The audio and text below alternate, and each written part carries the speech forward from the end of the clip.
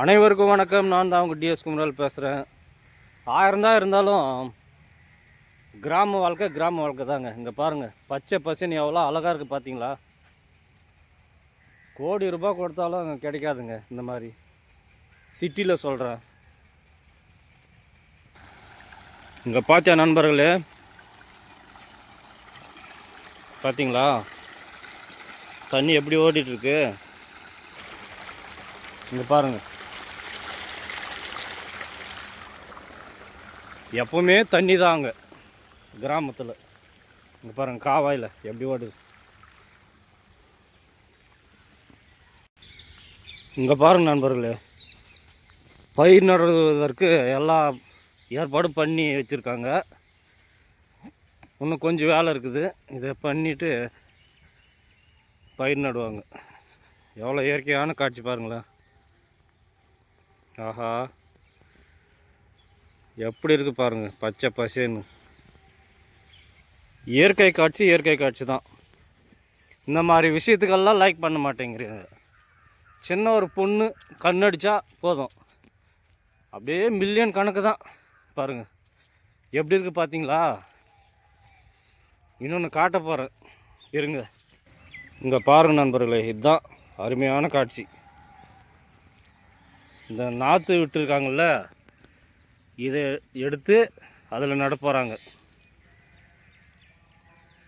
இதுதான் தாங்க நமக்கு சாப்பாடு. இதுக்கு லைக் பண்ணுங்க. எப்படி இருக்குது பார்த்தீங்களா? அருமையான காட்சி. இருங்க, ஒரு விதையை பிடுங்கி காமிக்கிறேன்.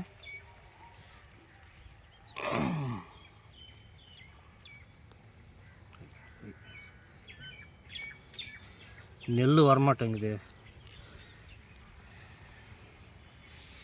இங்கே பாருங்க, இதுதான்.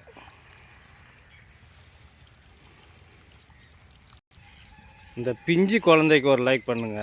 பாருங்கள் எவ்வளோ அழகாக இருக்குது பார்த்தீங்களா? இங்கே பாருங்கள், இங்கே ஒரு இது கிராம தோட்டங்களில் எங்கே பார்த்தாலும் தண்ணீர் தான் ஓடும். இங்கே பாருங்கள், இதை கழட்டி விட்டோம்னா தண்ணி ஓடும். சிட்டியில் இருக்கிற மக்கள் சொல்கிறேன், இங்கே சொந்தக்காரங்க யாராச்சும் கிராமத்தில் இருந்தாங்கன்னாக்கா வந்து இந்த வாழ்க்கையை வாழ்ந்துட்டு போங்க. பாருங்கள், சிட்டிலே இருக்கிறீங்க, கேட்டால் பிஸ்னஸ்ன்றீங்க.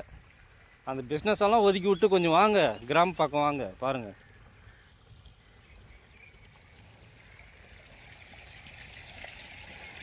பார்த்தீங்களா?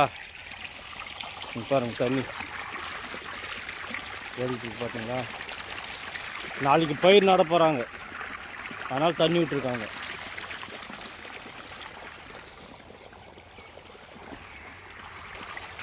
பாருங்கள், அவங்க பயிர் இருக்கு இல்லையா, இதில் எடுத்து நடுவாங்க நாளைக்கு. நான் இருந்தால் வீடியோ எடுத்து போடுறேன், இல்லாட்டி வேலைக்கு போய்ட்டேன்னா முடியாது. அதுதான் மக்களே, வாழ்க்கையை வந்து என்ஜாய் பண்ணுங்கள். பொச்சுமை, போறாமை, வஞ்சனை எதுக்கு இதெல்லாம்? நம்ம இருக்கிறது கொஞ்ச நாளைக்கு, இருக்கிற வரைக்கும் சந்தோஷமாக இருந்துட்டு போகலாமே.